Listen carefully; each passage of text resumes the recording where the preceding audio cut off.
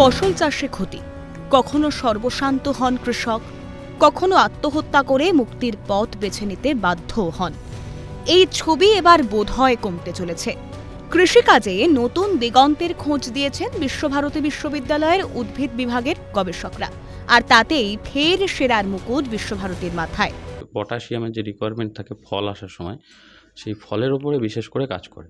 আমাদের টার্গেট হচ্ছে যে ফলটা যেন ভালো হয়, ফলন যেন ভালো হয়। চাষিদের উদ্দেশ্য তো সেটাই থাকে সবসময়। তো ফলনের উদ্দেশ্য ভালো করার অর্থেই এই ব্যাকটেরিয়াটা চাষিদের হাতে খুব কম খরচে তুলে দেওয়ার, এটাই আমাদের উদ্দেশ্য। তার জন্য আমরা সোনাঝুরির এই মাটি, লাল মাটি যেটা আমাদের শান্তিনিকেতনের, এখানে পটাশিয়াম কম আছে আমরা কিছু পেপার পড়ে জানতে পেরেছি, এবং কোল মাইনে জেনারেলি পটাশিয়াম কম থাকে।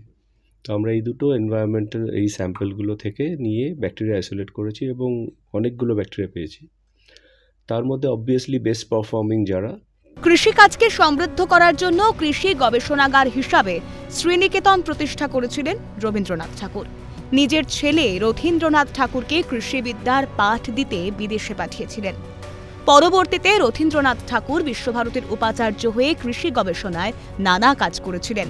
সেই ভাবনা, গবেষণা যেন এগোলো আরও এক ধাপ। 6 বছর ধরে বিভিন্ন রকমের কাজ করা হয়েছে এবং তাতে বোঝা গেছে যে এই ব্যাকটেরিয়াটা প্রচুর প্লান্ট গ্রোথ প্রমোটিং এবিলিটি আছে, মানে প্রচুর প্লান্টের গ্রোথ করতে পারে। এরকম প্রচুর অ্যাসেজ করে দেখা গেছে যে এই ব্যাকটেরিয়াটা প্রায় majority of the plant growth promoting assays, যেগুলো রেগুলার প্র্যাকটিস করে চেক করা হয় যে একটা ব্যাকটেরিয়া গাছের জন্য কতটা ভালো।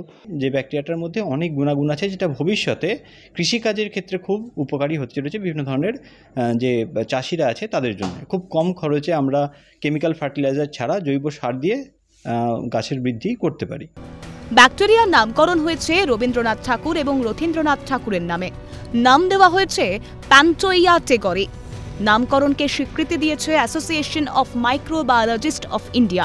ডেভেলপ হয়েছে ওর জন্যই।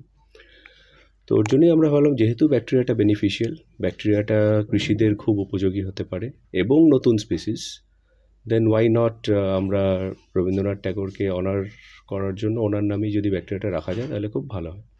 তো আমরা সায়েন্টিফিক নমেনক্লিয়েচারের রুল মেনে ব্যাকটেরিয়াটার নাম দিয়েছি প্যান্টোইয়া ট্যাগরি। রথীন্দ্রনাথ ঠাকুরকে ট্রিবিউট করে এটা মূলত দিয়েছি, এবং রথীন্দ্রনাথ ঠাকুর একজন এগ্রিকালচারাল সায়েন্টিস্ট, কৃষিবিজ্ঞানী। তো সেই হিসাবেই রবীন্দ্রনাথ এবং রথীন্দ্রনাথ ঠাকুরের নামে আমরা টেগরি নামটা রেখেছি। উদ্ভিদ বিভাগের অণুজীব বিদ্যার অধ্যাপক ডক্টর বুম্বা দাম এবং তার 5 জন ছাত্র মিলে ব্যাকটেরিয়া আবিষ্কার করেছেন। ব্যাকটেরিয়ার সন্ধান পাওয়া গেছে শান্তিনিকেতনের সোনাঝুরি, ঝাড়খণ্ডের ঝরিয়া কয়লা খনি এলাকায় গবেষণা চালিয়ে। অমরনাথ দত্তের রিপোর্ট, ক্যালকাটা নিউজ।